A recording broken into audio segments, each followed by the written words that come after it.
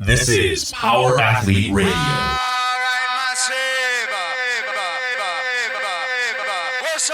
With your hosts, Denny K, Professor Booty, and the Luke Summers.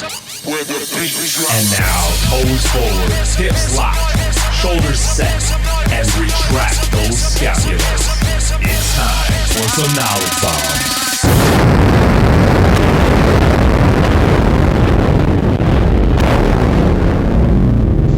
What's up, Power Athlete Nation? This is Power Athlete Radio episode 18. I'm here with Playtech, Luke, and the man, John Welbourn. Gentlemen, how you doing? I'm well, thanks.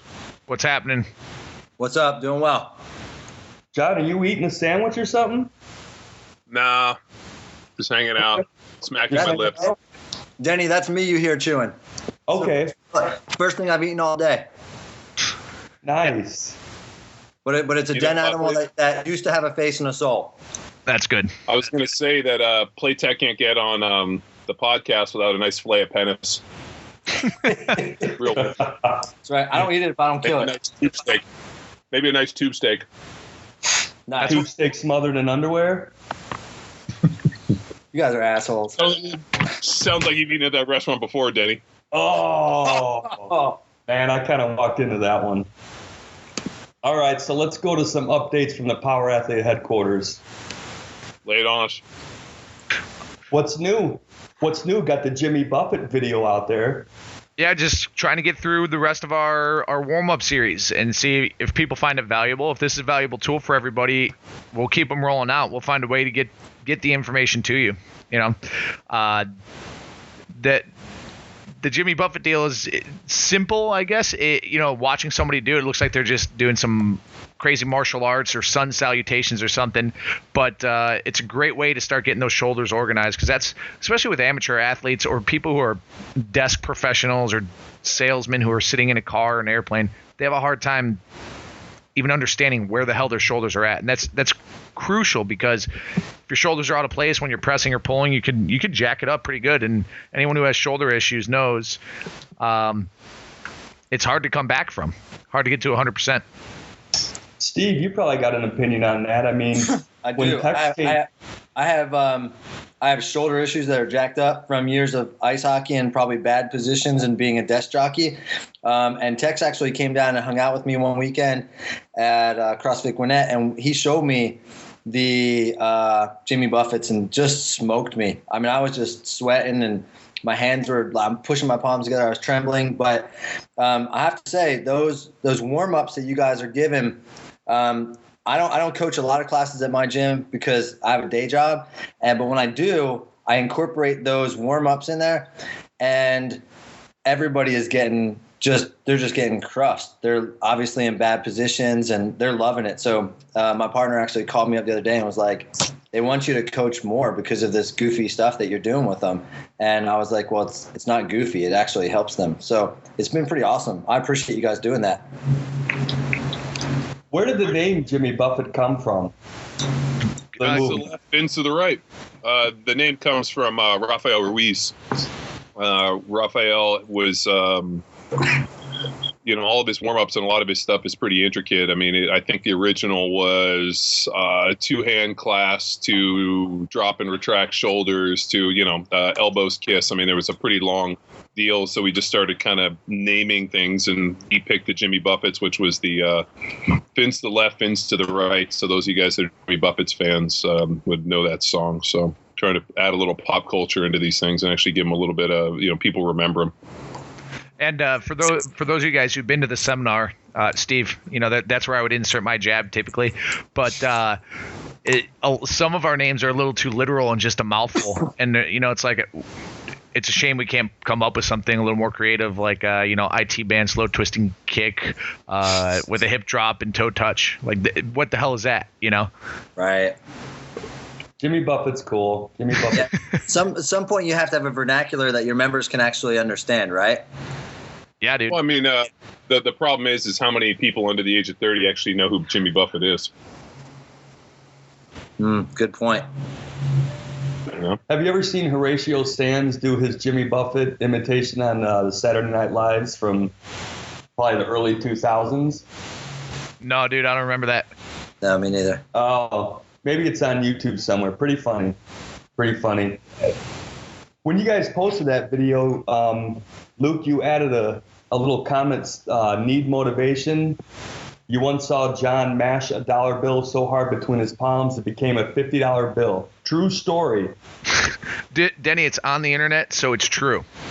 And the motivation is people get lax with how hard they push those hands together. So just give a little motivation to add stress to the whole scenario and be able to still keep your shoulders in that correct tracking or in that movement pattern while adding stress to it. And there's just like a lot of the stuff we're putting up there. There's 3, 4, 5, 6 other progressions or variations of these that an athlete would move through as they build competency with that first one. So it's just a little bit of incentive. Usually John just mashes all of his dollar bills into one big crumple and then jams it in his pocket, and it could be anywhere between literally $3 or like $100,000 of just singles in his pocket. That's a true story.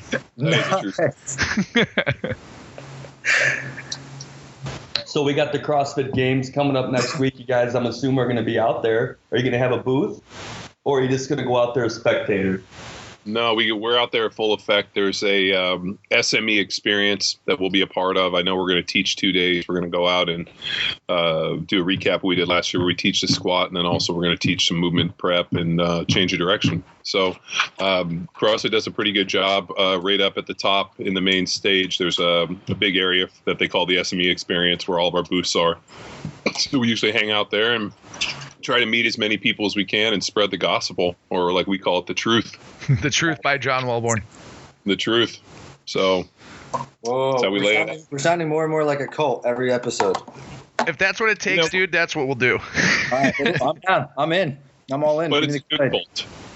Cults are only bad things, or only a bad thing if they make you like shave your head, give all your money away, and then you got to go drink some Kool-Aid in the middle of the jungle.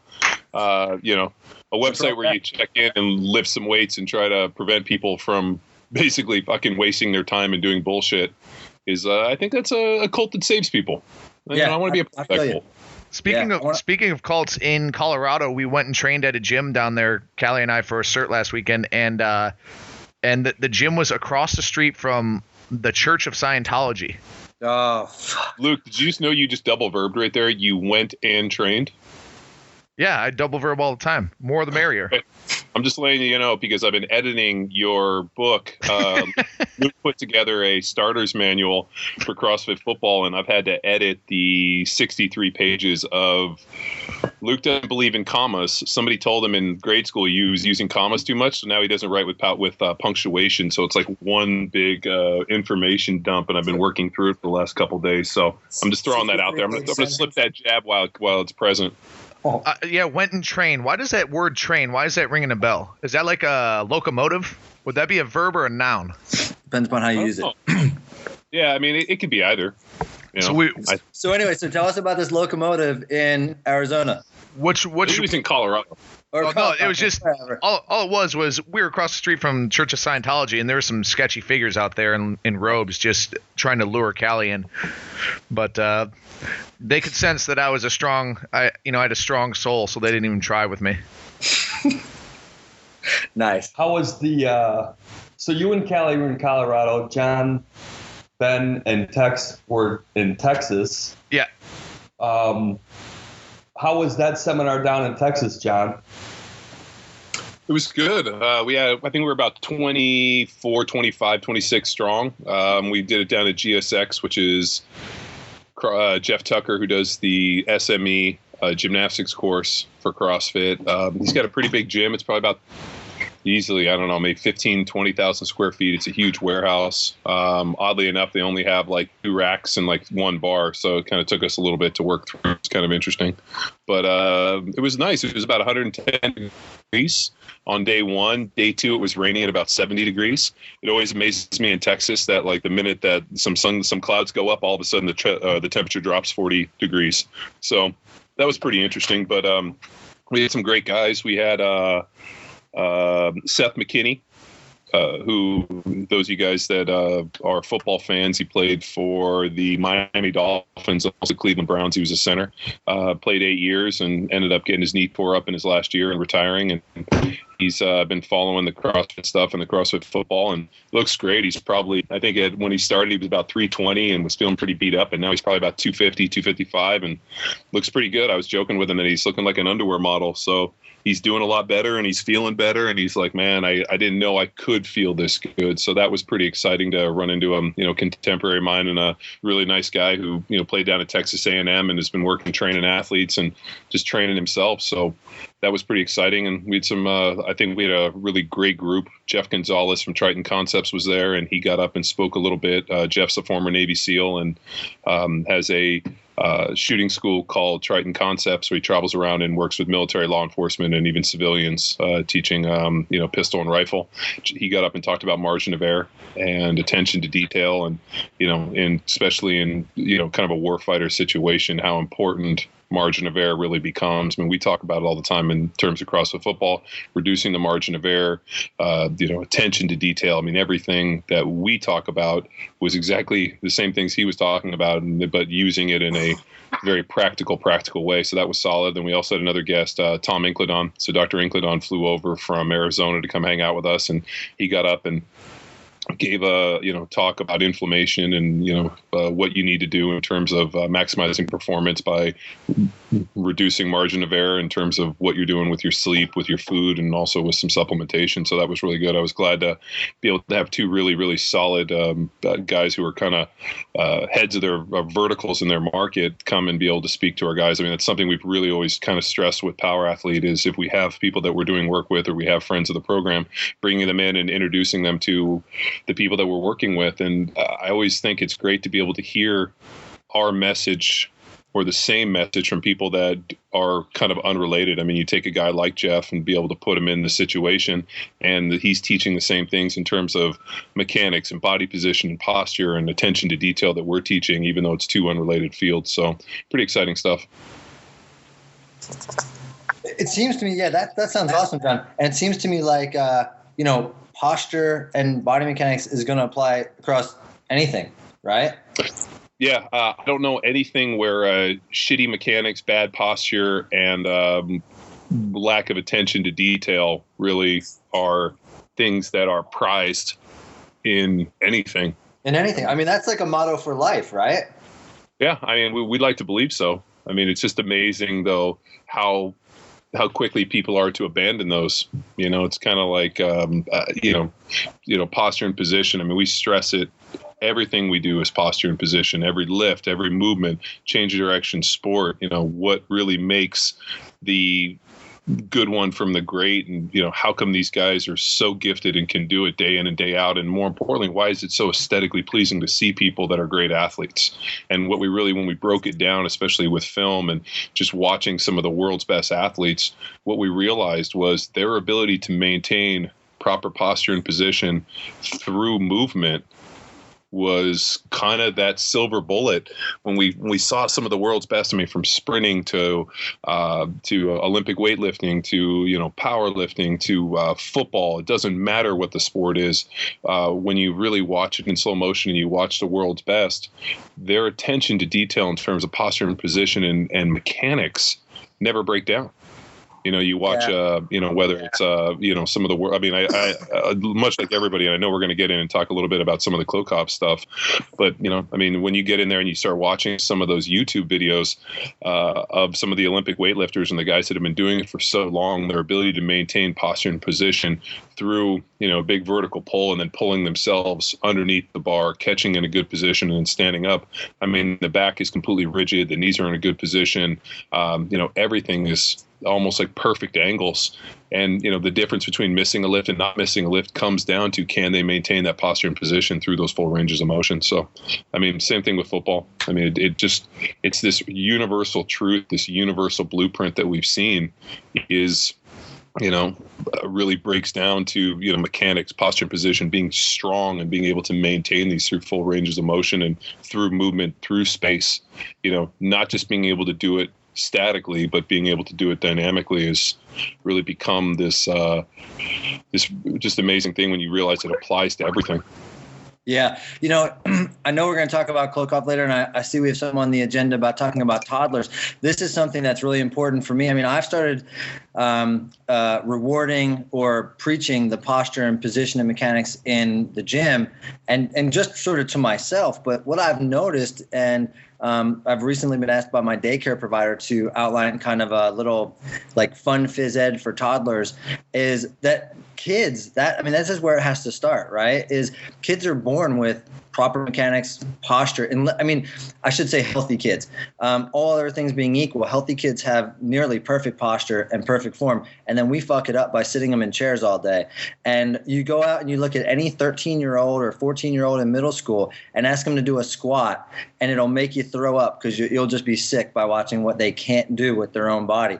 So, what we're oftentimes working with in the gym is like bringing them back to what's natural. Instead of, we're not teaching, the squat is not an unnatural behavior. Yeah, that's very true. Well, look at a lot of countries that go watch National Geographic. Yeah, that's how they eat, shit, sit, rest. They just squat. I had a client of mine. Her and her boyfriend went to Vietnam about a week ago, and she sent me an email, and she said that's what they all do. Like when you go into the village, they're all like in this perfect ass to the grass squatting position, just going through their daily rituals. And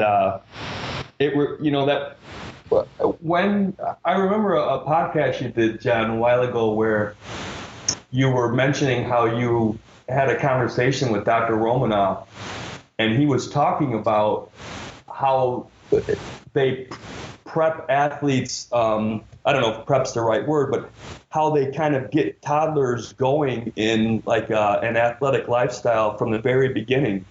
You had mentioned some grip work, that he had told you stuff like how they would teach the babies to roll forward, if I remember that correctly. No, you've totally fucked that up.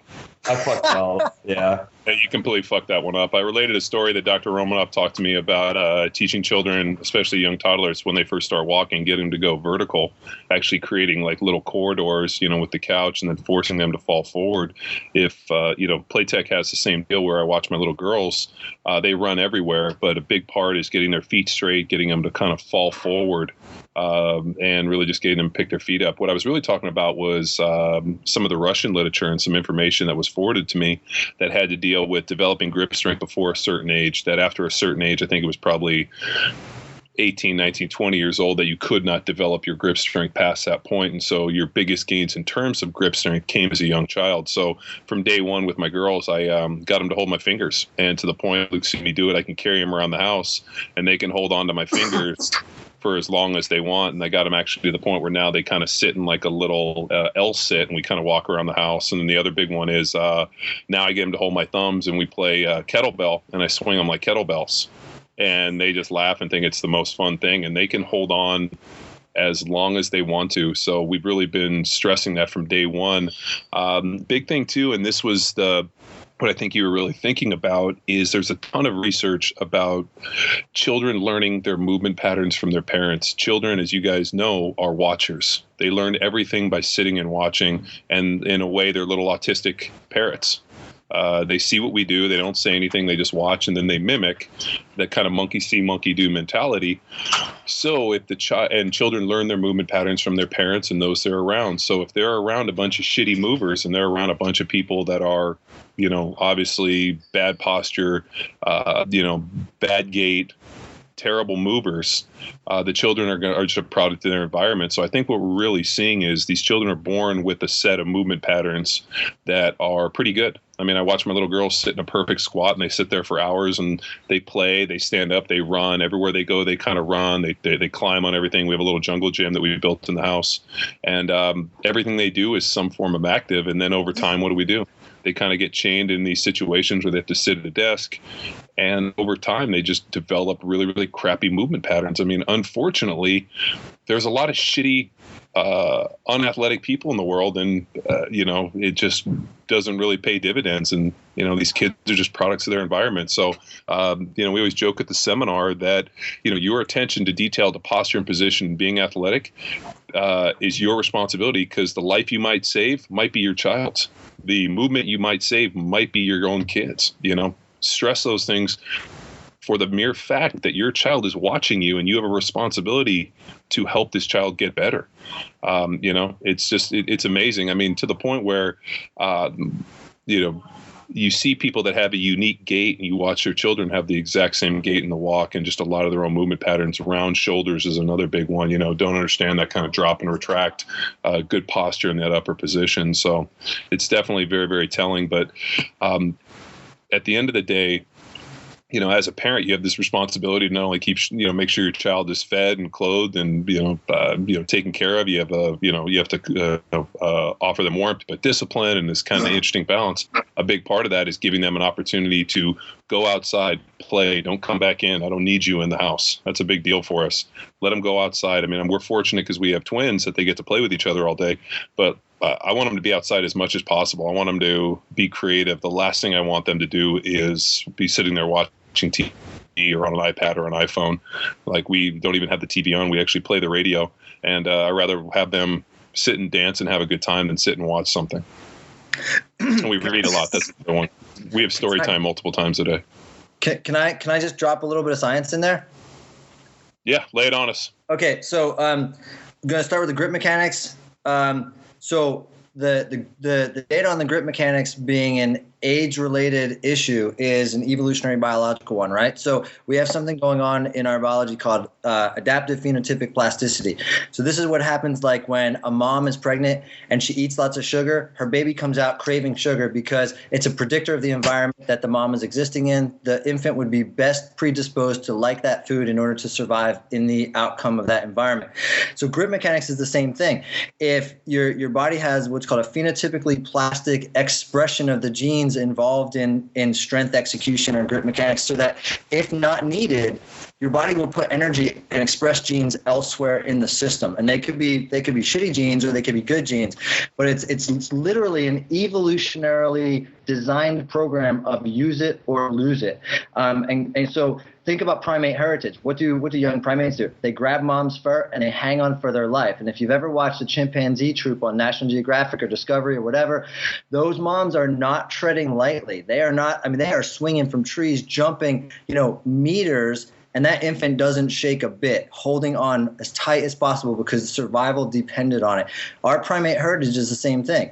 If we don't teach our kids that, then they lose it because it's not necessary. I do the same thing with my son. I started doing it a lot more after talking with Kelly Starrett about it. What a lot of parents do is they grab their kid by the hand and swing them around. And what that doesn't allow to happen is the kid to let go. So you dislocate a shoulder, and once the shoulder is dislocated, then you're setting the kid up for, just a lifetime of problems potentially.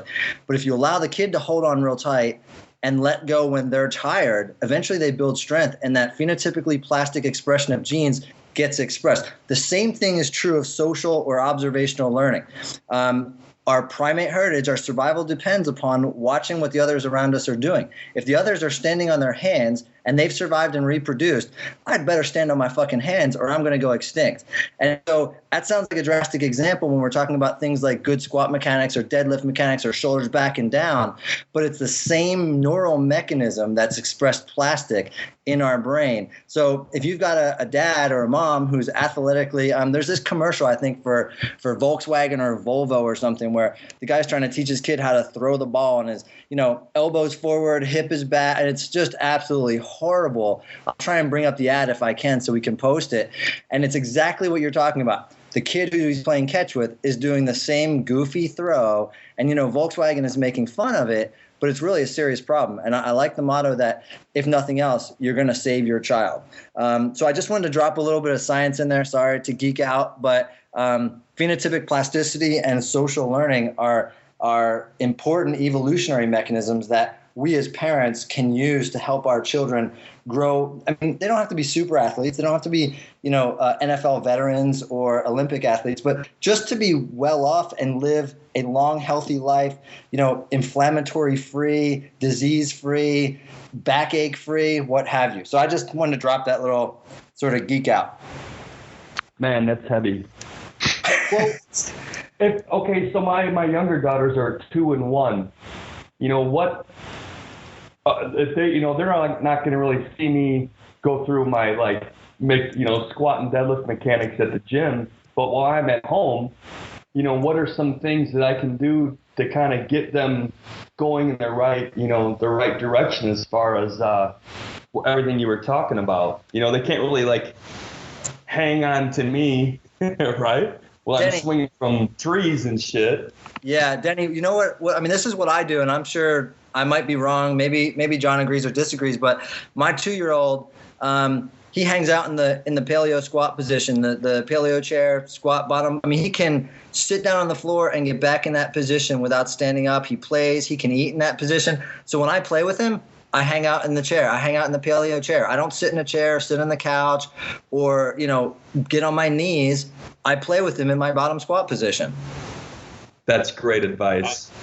I think it's great. Unfortunately, I have a bone chip in the back of my knee, and I have not enough range of motion in my right knee to be able to sit in that squatted position. So usually when I do, I kind of sit Indian style, but my wife actually sits and squats with them all the time. That's kind of her predominant deal. And if anybody that's been to my house knows, we don't have a kitchen table. Or we do have a kitchen table. We don't have a dining room table. And the dining room table, that area is actually like a little jungle gym that we built for them in their play area.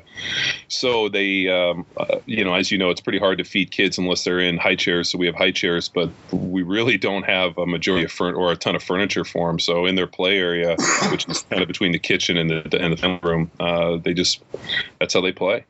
And it's pretty interesting. I mean, it's amazing to see how busy they are. That's something that blows my mind every time I play with the kids or I'm around them. I'm just amazed how it's nonstop. The only time they stop is when we put them down to bed, and then they crash out. And it's just this constant state of movement, this constant state of learning. There's always, everything. My one little girl's into dress up now. She came out. I came walking out yesterday, and she had 3 pairs of underwear on. She had on my socks and was walking around in my shoes. It was a pretty funny little vision. She's got 3 pairs of underwear and my shoes on, so that was pretty funny.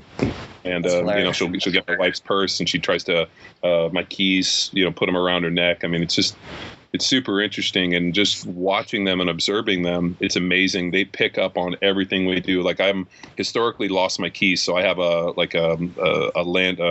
leash, so I can basically put them around my neck so I don't lose them. My little girl, I constantly see her walking around the house with my keys around her neck. Or she'll grab my wife's purse, or she'll put on my sunglasses. When we do laundry, she'll grab the laundry basket and drag it down to the room. And you're like seeing these kids do these things. And the only way they know how to do them is having seen us do it so many times. It's just part of the deal. So it's just, and it's probably happened to every single parent. Like, I had a lady come in the other day who is a CrossFitter from Savannah, and she was talking about her, I think she's got about a 2.5-year-old. And she told me her little girl curses like a trucker, drops the F-bomb, says, can use it as a noun, a verb, an adjective, uses it in context perfectly. And she's like, I don't know where she learned that. I'm like, probably they learned from watching you, So, I mean, you just have to be super conscious. We are. I mean, every time we use, any type of profanity, we kind of both look at each other and are like, we got to stop this. So, I mean, because probably all of a sudden their first complete sentence will be like, you idiot, damn you, go fuck yourself or something. And you're like, oh, God, how do we unlearn this behavior? And what's interesting, John, is you talk about the profanity, and it applies in at least I think it does. I don't have data on this yet until Spencer's 18, but that's my son. It applies in motor behavior as well. So what happens is your kid's first words are, "You're an effing idiot." Unlearning that behavior is nearly impossible, right? And so the same thing with bad mechanics. One of the things I've been trying to teach Spencer is work in the squat position and try and jump a lot, and jump landing safely, good. And I mean, the kid loves to jump. He's like a jumping bean. And so for him, it's just a big old game, like a dance routine.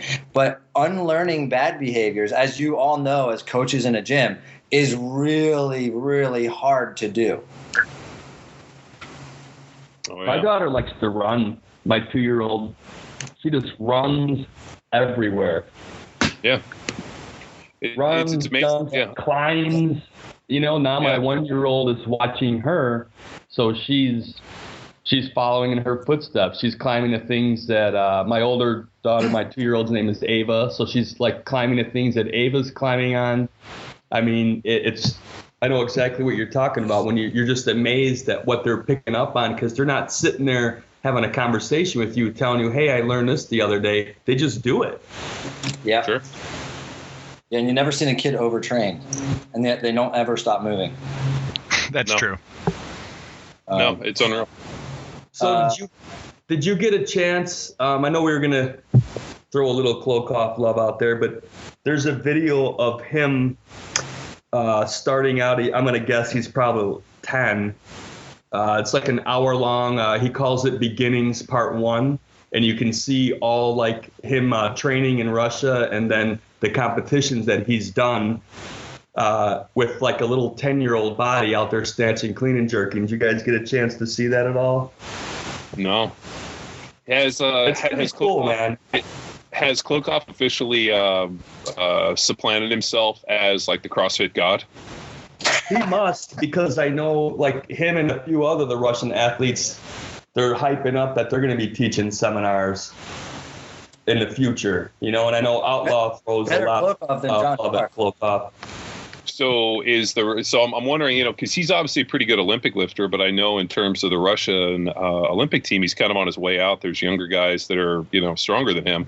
So I'm just guessing if it's his dashing good looks, or the fact that he trains in spandex without a shirt.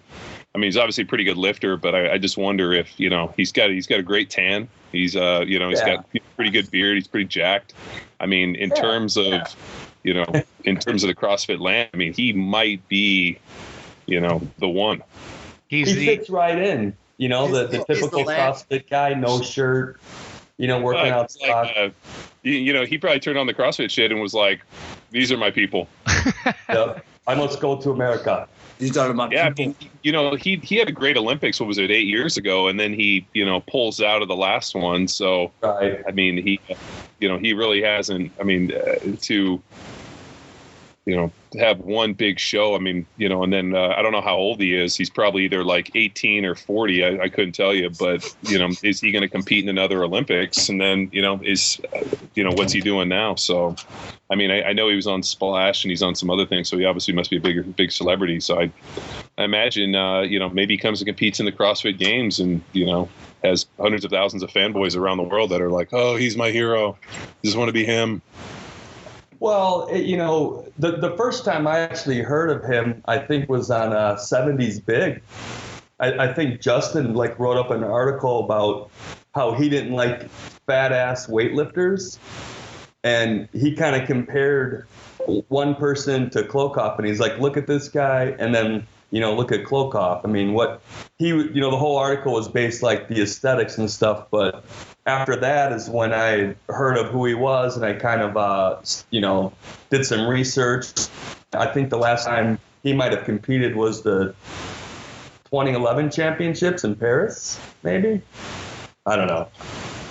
Anyway, let's I think you're right, John. I think he's a pretty face who would do well in CrossFit. Yeah. Oh, geez. I'm telling you, he found his people, man. He needs to get over here and, I mean, hey, I'm sure if he shows up and teaches without his shirt off with some spandex, I'm sure you'll get a lot of people there. Yeah. Okay. Luke, how come at the seminars you don't take your shirt off and teach in spandex? It's hideous. He does. He does. He does it. Well, he didn't at the seminar we were at, or the last one that I was at with him. He didn't pull his shirt off. He kept talking about how he wanted to. Honestly, Denny, the real answer to that is it's the same reason we don't publish the seminar online via YouTube. People pay good money to see the premium content, so it wouldn't be fair to everyone else. Yeah. I'm paying clients. Oh God. Hey, let's change gears. I want to respond to Dave the Bull calling me out on the blue band. I just want to go ahead and say 100 Good Mornings with a blue band is the biggest band in our gym. It's about 4 or 5 inches wide and about a quarter of an inch thick. I think Can we get a picture of Dave the Bull? We could probably find one. Yeah, because I'm real sure. interested in nicknames. Like, if you have a nickname like Dave the Bull, I got to see a picture to at least, add some validity to the nickname. You better look like a bull. And He doesn't. He doesn't. I mean, is it an oxymoron? I mean, is it like, the biggest little city in the world? I mean, I don't know. It's like calling Maybe Luke it's his Summers, attitude. it's kind of like, Luke occasionally likes to go on to his oxymoron nickname, which is tripod. But, that's kind of an inner office deal, kind of a little office joke. I knew something was coming. I was thinking when I seen him do that, send that message to you, Steve, I was thinking, like the 1 inch with blue band. No, come on. Do it. Yeah, well, I knew. I'm like, my man can deadlift 580, 600. He's not going to go on that. But maybe it was, maybe you weren't feeling it that day or what, or your vagina was hurting. The little blue band is like bending over to tie your shoes and then standing up. I mean, there's no resistance. I think the band has something like 200 or 250 pounds of tension at the top. At full, like however they determine like full stretch, whatever it is. We got it from we have a local company here that sells equipment, and I'll double check the tension for you, Dave. I'm not trying to be a dick. I'm just saying, don't call me out on something. I know how to work out, bro. It's a fight. We should have a deadlift off. You guys, we should do Tabata deadlifts and have you guys go side by side. If you both we'll go 445. Tabata deadlifts at 445. All right, dude. We can do our favorite. What is it? Meme. Do you even lift, bro? I'm amazed at how many things on the internet have that in it. It's pretty hysterical. Yeah. If you guys want to see Dave the Bull, I'm pretty sure you can go to the Power Athlete Lyle comp. Go to All Out of Bubblegum team and look at the 555 squatter. That's him. Oh, that's Dave. Okay. The wide powerlifting squat. I think Dude Bro kind of called him out a few weeks ago, saying he didn't think that was below parallel squat. Somewhere I heard this before. You mean douche bra? But I was standing right there. I kind of chimed in and said, "Yeah." Dude bra or is it douche bra? Because I thought it was douche bra. It's douche bra. It's bro. I don't know, dude. I thought it was Dude Bro. No, bro, he's messing around. I think talking about names on the blog. I mean, like, listen, if you're not John, then you need to come up with a different name. Thank you. I appreciate that. I mean, come on. You're like, you mean you can't use John, not the owner, or whatever that guy was? John, not the real John, or something. Yeah. Will the real John Welbourn please stand up? Yeah. Please stand up. All right, cool. Wow. What question we got here? Steve Bernarski. Want to talk some nutrition?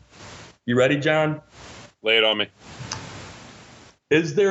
He asks, is there a difference in nutrient uptake and digestive efficiency between eating your food cold and hot? Bear with me, he's got more. Seems like an awkward question, but here's the reason why I bring this up. I normally eat leftovers for lunch each day. Let's say today was chicken, broccoli, and avocado, all refrigerated after dinner last night. When I break for lunch, lately I've been questioning whether I should be microwaving my meals, so I've been eating it all cold. When eating protein, especially whether chicken, steak, or pork, I feel as if I need to chew much longer to break down the meat fibers, and then it seems to sit longer in my stomach and keeps me feeling fuller longer. If it is true that cold food takes longer to break down, this would be a huge benefit to keeping the insulin response down for meals. And on the opposite side, ingesting post-workout nutrition heated may help nutrients hit your system faster for quicker recovery? And he's got a question mark after that, so he's kind of asking a question about that. It seems like you guys have a lot of resources to look into this, and I thought it might be beneficial to the power athlete community. Cold food or hot food? Does it matter? I'll just relate it back. Let me just relate it to this. The only way I know I can relate this question is to something that my dad and I talked about a long time ago. My dad told me that growing up, that if you keep your car waxed, like nicely waxed, like at least once every other week, like a full wax job, you will get better gas mileage. You guys believe that? No, hell no. Well, think about it. If the car is more waxed, then technically it should be able to cut the wind and have less wind resistance, and therefore lead to better gas mileage. But the change is so marginal. Doesn't even matter. Yeah, that's exactly what I said. The change is so minuscule that it's probably better to make sure that your tires are inflated. It's probably better to maybe put a higher quality of gas. It's probably better to go to your mechanic and make sure that your fuel filter is new and that your car is tuned up, or you're not driving an 87 Datsun with a broken tailpipe on 3 wheels. So here's what this question. Luke, is that what you drive, Luke? Where do you come up with this stuff? You're worrying about fucking nonsense. At the end of the day, what's the food quality? Whether or not I don't really like the microwave because even though we've had them for years, it just always seemed a little interesting to me that we would have these small little things to generate all these microwaves. I personally like to heat my food up in the oven. I eat much of my food cold. I don't really have much of a preference. I definitely like to eat meat warm because I feel like I can chew it better. That sometimes, if it's real cold, it's a little harder to chew. I think the net loss of what this guy's talking about here is he's worrying about way, way too much. That's like somebody being like, should I drink 21 or 22 ounces of water? I'm like, yes. Should I eat my food hot or cold? Yes. Yeah, that's a great answer, John. Let me just, again, if you don't mind, drop a little science on here. Please. Steve Bednarski, that's a tough one to say. If you're talking about Do you think this is his real name? Oh, I don't know. Well, it's on the internet, right? I mean, everything's true on the internet. Just tell us anything on the internet is real. I mean, there's only one other there's only one other Bednarski I know.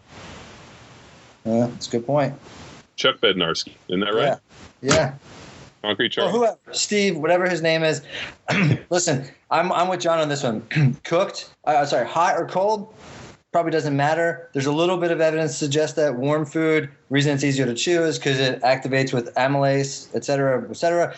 The data on cooked versus uncooked is really quite powerful. There's a relatively well-known anthropologist named Richard Wrangham out of Harvard University. I think he's still at Harvard.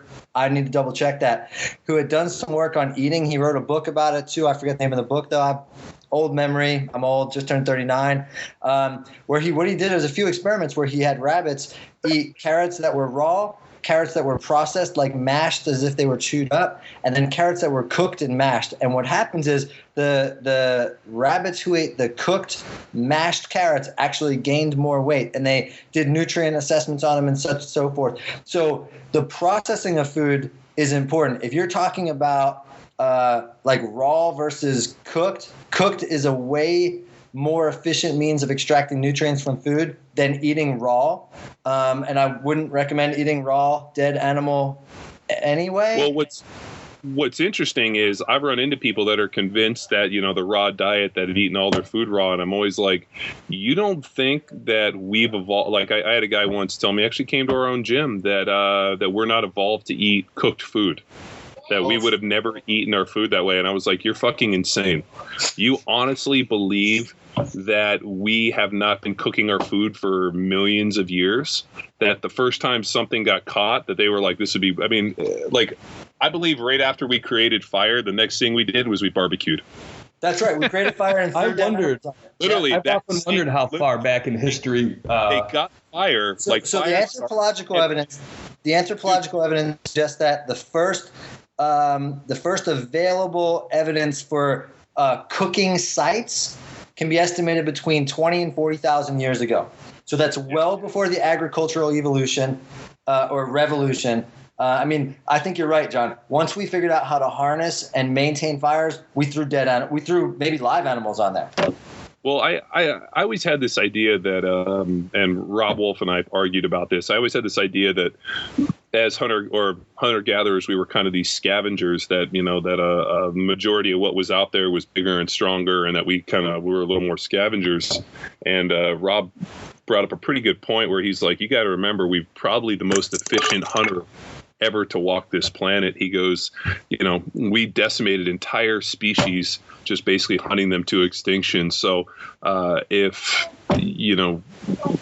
what I tend to agree with Rob, especially with a lot of anthropological historical stuff, and I gotta believe that literally the first time we took down a woolly mammoth or something big, they built a big ass bonfire probably around him and burned the hell out of that thing, and I guarantee they were pulling the meat off because they were like, this is way better than eating it cold.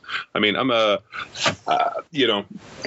think people get too confused. It's kind of like I heard one time guys on the internet arguing about bicep curls, whether it was better to do a hammer curl or rotate the hand at the top for the peak on the bicep. Like, you get disconnected? No, you're there.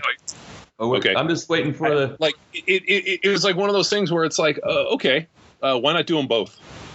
Like at the end of the day, man, like,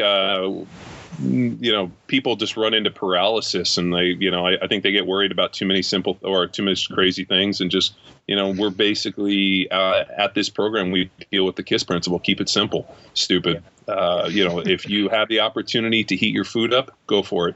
If you just eat leftovers, like majority of us, I bring my lunch, it's cold, I put it in the refrigerator, I pull it out. I rather eat my food cold than microwave it.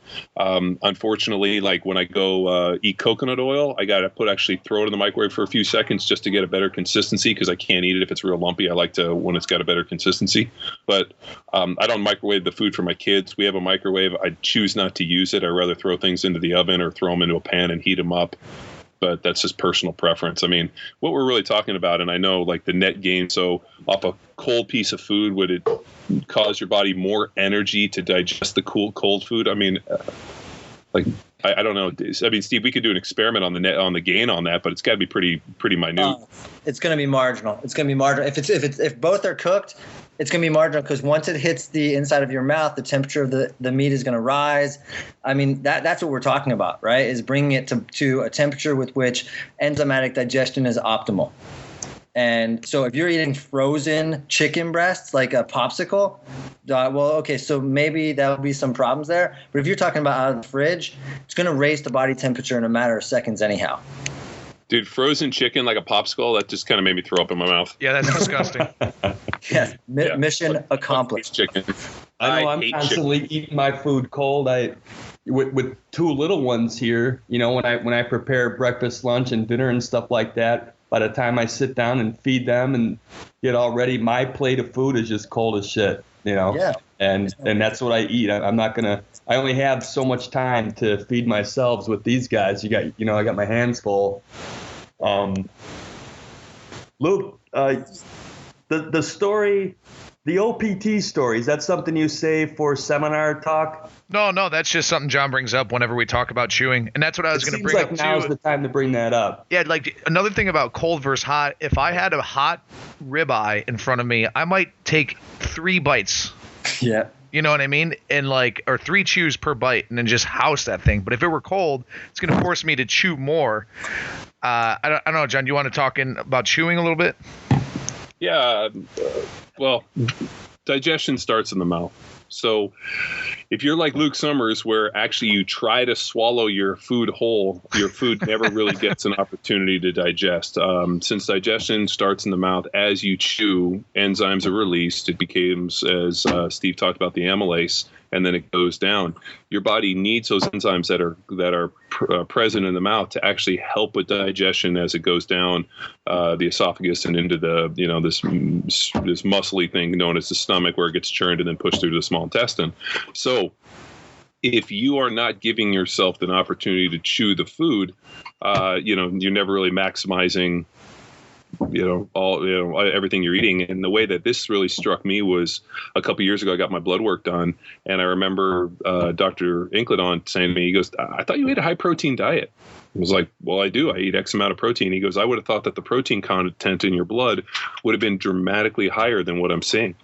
And I kind of got a little nervous, and I'm like, well, what do you mean? And this next question is, do you chew your food? At which point I told him, I'm like, no, I try to eat like a dog. I try to swallow my food in as few bites as possible, to the point where we sit down, you're like, I can eat that steak in 3 bites. I can eat that steak. It's okay. Prove it. And he's like, you're literally spending all this money digesting these protein supplements. You are, going and buying high quality meat, and you are not maximizing any of the value of these foods. So slow down and chew your food. At which point I started chewing my food, 10, 15, 20 bites.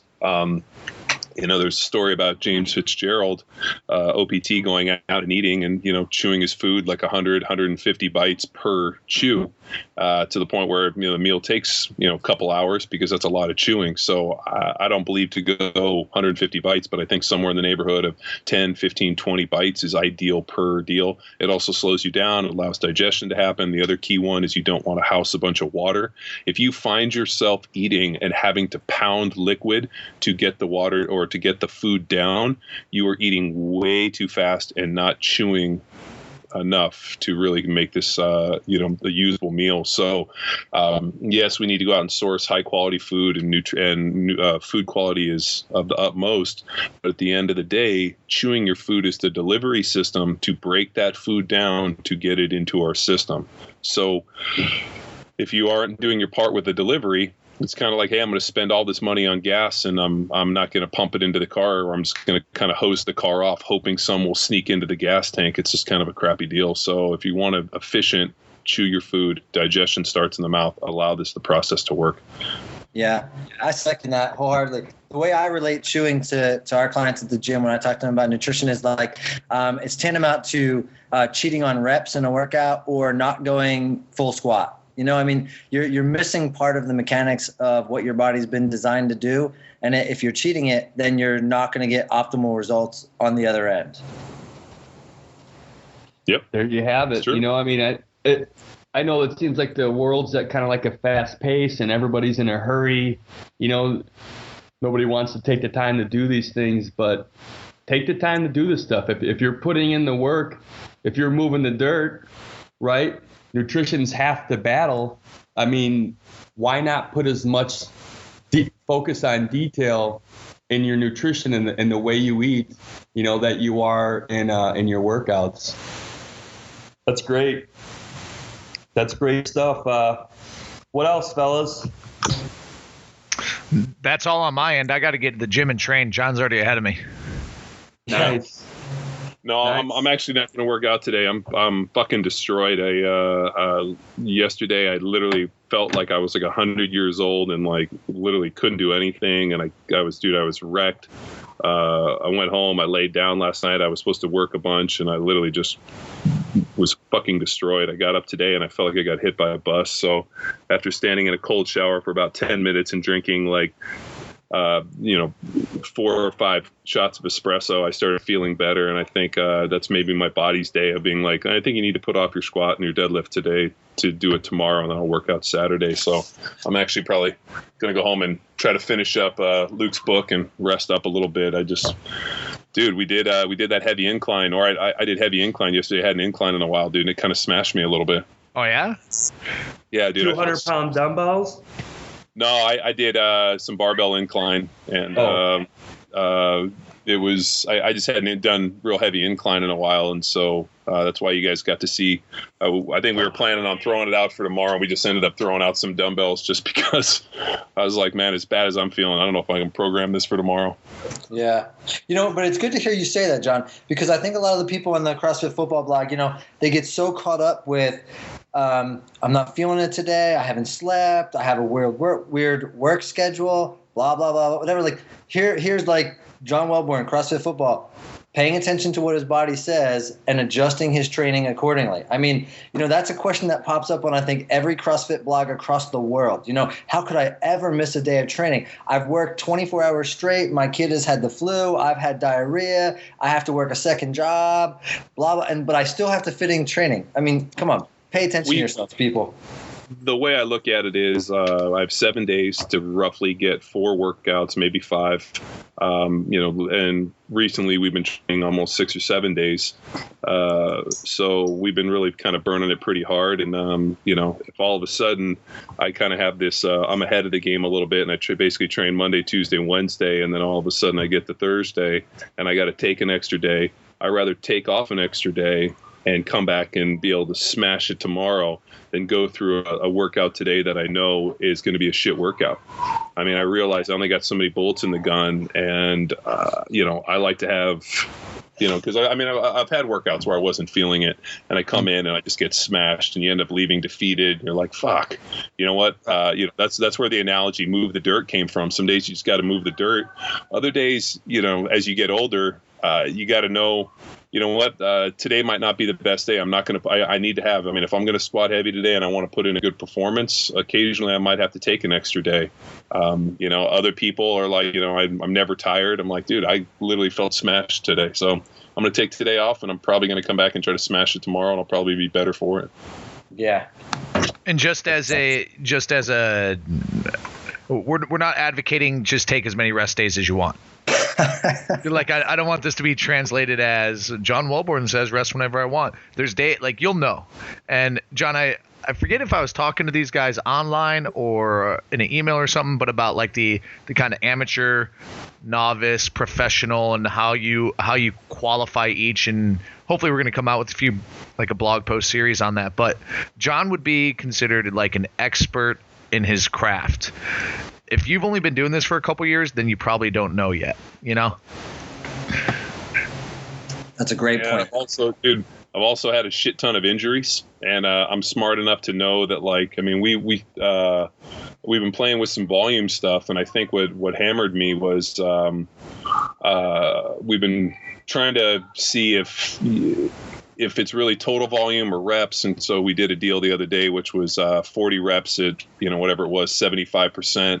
And so I ended up doing like 8 sets of 5. And then I knew I wasn't gonna be able to get those last couple. So I did 7 or 8. And I was supposed to do some deadlifts and some reverse hypers. I literally did some like dumbbell RDLs and left just because I was feeling so smashed. And it's really something where, especially for myself, just how I train, and we have other people that are completely opposite. Like, I'm better, working up to something heavy and really pushing and really making sure the volume is very exact. Intensity doesn't bother me, whereas some lower intensity with super high volume just smashes me into pieces. So it's pretty interesting when I look at my training, and we have a whole series on that we've been working on too about how do you know what type of athlete you are? Can you handle volume? Can you handle intensity? And when you come train with us at our gym, and all of our coaches have all done this, we've all done programs that were based purely on intensity with very, small volume, but everything over 90%. And we've done other ones that are lower percentages with a ton of volume. And it's interesting. We have some people that really, really respond well to a high volume program, other people that respond really well to an intensity program. And really knowing who you are as an athlete. And what we do really well on the CrossFit football site is blend the two. If you notice that it's either an intensity day or a volume day, and we can kind of break them up, and it's kind of a cycle of the program. But I know for me that we pushed it a little too much on Monday. We benched heavy yesterday, and I'm gonna have to take today off to come back and be able to crush it on Friday and Saturday, and then also get something on Sunday. So it's just knowing how you are as an athlete, and being able to make the changes. But if you get old like me in play tech and you need an extra day, you're able to take it. But I think you young guys don't get that. Man, I'll be 40 in a couple weeks, fellas. You too, Denny. 40. I'm just a boy among men. I'll tell you what. Whippersnapper. All right. Well, I think that's it for episode 18. Thanks, awesome, guys. Appreciate you coming on, John, Steve. Anytime. You're awesome. What about Luke? Luke, you're the man. That's Power right. Athlete Team Series in Katy, Texas this weekend. That's right. Yeah, so look, keep your eyes peeled on for the results and the lifts next week. Mid next week, they'll probably be up just before the games, and then we might be out of commission. The CrossFit Games are like 12, 13-hour days, man. It's a long day to be in a booth and in the sun. So, not sure how productive we'll be on those days. We'll see. Okay. Sounds good. Sweet. All right, gentlemen. All right, men. Take care. Talk to you later. Adios. See ya.